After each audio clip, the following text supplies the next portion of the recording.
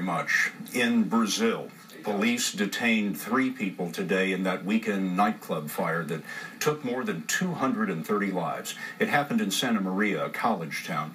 Many of the dead were students. This was the scene outside the club after 2 a.m. yesterday. Witnesses say a band was playing and the lead singer ignited a flare as part of the show. The ceiling caught fire. There were no sprinklers. In the stampede, people fell at the front door, blocking the exit. They were taken away by the truckload. The dead are now in a gym filled with caskets. The police are holding 2 members of the band and a club manager.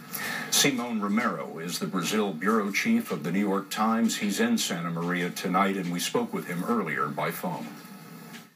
The survivors I've interviewed have described just scenes of mayhem and horror from inside the nightclub. I interviewed one woman who was right in front of the stage when the fire ignited by a flare going off. She couldn't believe what was happening, yet everyone around her was still dancing and having a great time.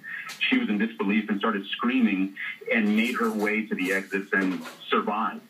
What, if anything, prevented people from getting out?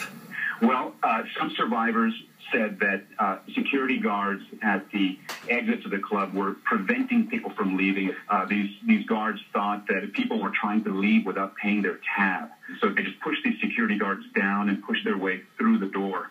And many people did survive that way. Of course, hundreds did not. And some of the emergency responders that we've talked to have described just incredible scenes inside when they got inside. They looked into the bathrooms, for instance, where people tried to get out through the windows, and they literally found dozens of bodies piled up on top of one another.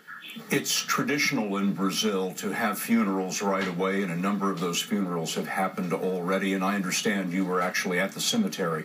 Can you describe that scene for us? It's one of the most difficult things I've ever seen, that cemetery today. I saw multiple families holding funerals at the same time.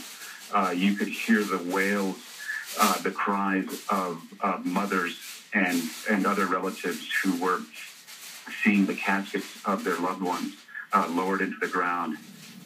New York Times bureau chief Simon Romero. What happened in Brazil is